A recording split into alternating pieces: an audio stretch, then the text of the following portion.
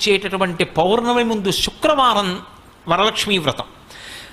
ఆ రోజు తిథితో సంబంధం లేదు, వారంతో సంబంధం. ఏ తిథి ఉంది, ద్వాదశి ఉందా, త్రయోదశి ఉందా, చతుర్దశి ఉందా, లేకపోతే ఏకాదశి ఉందా, పంచముందా, సప్తముందాతో సంబంధం లేదు.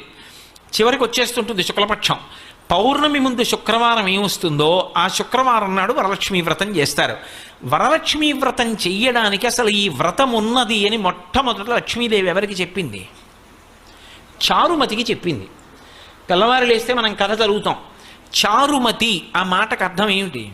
నిజానికి అద్భుతమైనటువంటి పేరు, ఆడపిల్లలకి పెట్టడానికి పరమయోగ్యమైనటువంటి పేరు చారుమతి. ఎంత చక్కటి పేరు!